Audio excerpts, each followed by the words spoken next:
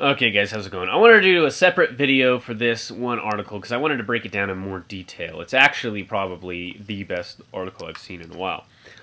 Seymour Hersh, who's a famous journalist, Bin Laden raid... Oh, this is from unspy.wordpress.com, but the headline, Seymour Hersh, Bin Laden raid, one big lie.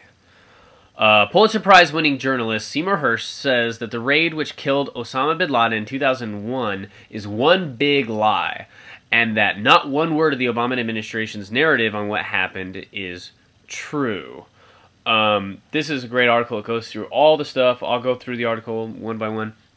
But for me, the big smoking gun here when I heard about this story that they called Osama bin Laden is they threw his frickin' body into the ocean, and there was no pictures released of the body, and we were just supposed to believe. Now, remember when Saddam Hussein was captured, they hung him, and they gave him a trial, and they put him on TV, and everybody's like, yay, yay, we caught the guy, we caught the guy. But Osama bin Laden, the #1 most wanted man in the world, you know, obviously, 9/11, when we catch him, not only do we not have any photographs of his body, but they just throw the frickin' thing over the overboard into the ocean, and people bought that, and then everybody that was involved, all the Navy SEALs, ended up getting killed.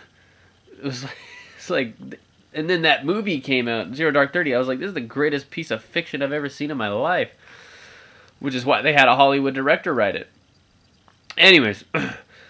In a wide-ranging interview published today by The Guardian, Hersh savages the U.S. media for failing to challenge the White House on a whole host of issues, from NSA spying to drone attacks to aggression against Syria.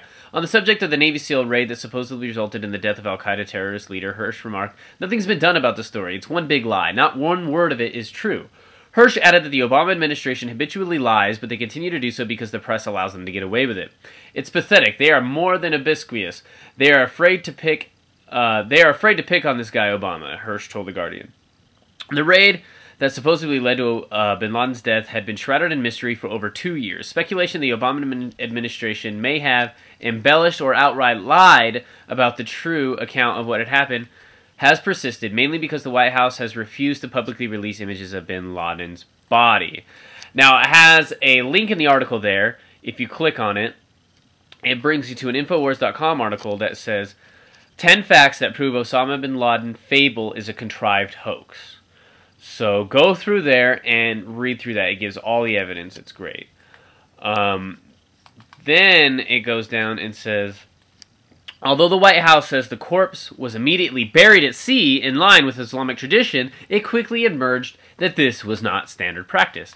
Then there's another link. You click that, it takes you to The Guardian, theguardian.com, and the headline is, "Sea burial of Osama bin Laden breaks Sharia law, says Muslim scholars." So again, like I said, they fucking lied. Numerous analyses have claimed that bin Laden had in fact been dead for years, and that the raid on his alleged compound in Pakistan was little more than a stunt. Again, another article takes you to PrisonPlanet.com. Inside sources, bin Laden's corpse had been on ice for nearly a decade. The original article continues. Other questions also persist, such as why the narrative and timeline of the raid has changed multiple times. You click on that link. That takes you to another article from the Daily Mail. Bin Laden did not reach for his gun moments before he was shot dead by Navy SEAL. Another member of Team 6 gives account of night. Okay, so the story's changed multiple times. And why the White House initially claimed at the Situation Room that the photo showed Obama watching the raid live when in fact there was a blackout on the live feed. You click on that link, it takes you to the Telegraph. And I'm pulling up the article here. Osama bin Laden dead. Blackout during raid on bin Laden compound. So the photo where they're all sitting there and Hillary's got her hand over her mouth and they're all supposedly watching it live, the Osama bin Laden raid go down, was a frickin' lie. It was fake. It was fake. There was a blackout during it. And why neighbors in the immediate area surrounding the compound said with absolute certainty that they had never seen bin Laden and that they knew of no evidence whatsoever that he had actually lived there. You click on that link, it takes you back to another Prison Planet article. Obama, we could not say definitively that bin Laden was there. Go through, read all these articles. They're great stuff, great stuff. During the rest of the Guardian interview, which is well worth reading in its entirety, Hersh lambastes the corporate press, and particularly the New York Times, which he says spends so much more time carrying water for Obama than I ever thought they would. Hersh's solution is to shut down networks like NBC and ABC and fire 90% of the mainstream editors, replacing them with real journalists who are outsiders and not afraid to speak truth to power. The Republic's in trouble. We lie about everything. Lying has become the staple, concluded Hersh.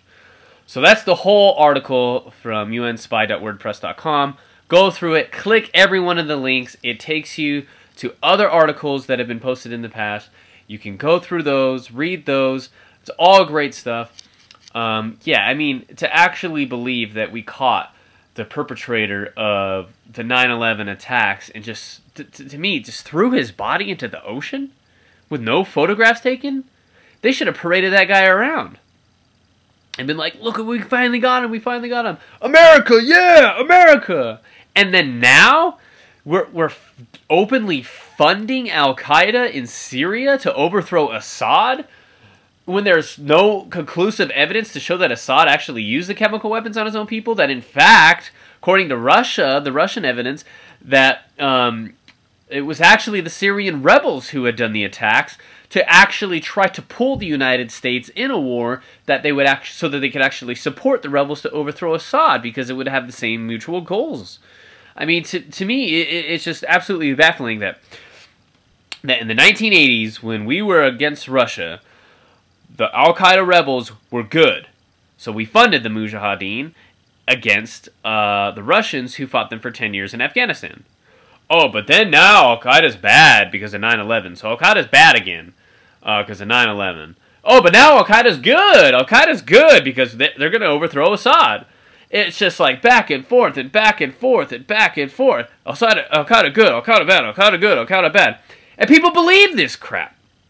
No, it has been on record that the Carter administration and the Reagan administration created the Islamic jihadist extremists to destabilize the Middle East so that the United States can go in there, and for organizations like the Council on Foreign Relations, the World Bank, the Trilateral Commission can go in there, steal the wealth of the nations, transfer it to the global economy, because the United States, we don't get any of this oil and stuff. It all goes to these world organizations.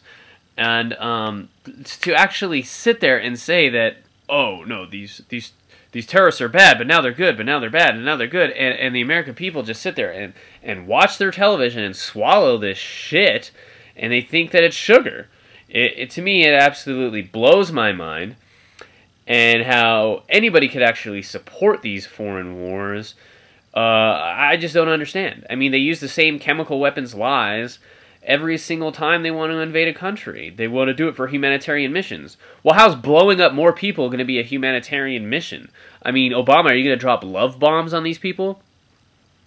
My loving bombs. Here's democracy. Boom, boom, boom, boom. Oh, sorry we killed your family because these things aren't completely accurate and they, have a high rate of killing civilians. Sorry about that. Don't mind us. We're just America. Fuck yeah. Freedom, baby. Hot dogs and the 4th of July. I mean, come on. This is ridiculous. We need to stop intervening. There's the principle of blowback. Anytime we intervene, anytime we kill a terrorist, it creates 10 more. People know this because, there's so much collateral damage, which really means civilians getting killed, but they just say, oh, it's collateral damage. Well, that collateral damage is human life, okay? Human life is valuable, no matter what color the skin is, okay? Just because those people are brown, and the people in Africa, Somalia, and Libya, just because they're a different color than us, doesn't mean that it's, that they're not valuable. It's human life. Stop bombing them. Anyways, go through the article, like I said, check it all out. It's all great stuff. And then check out my blog at dethronethekings.tumblr.com. But that's pretty much it for today, guys. Thanks.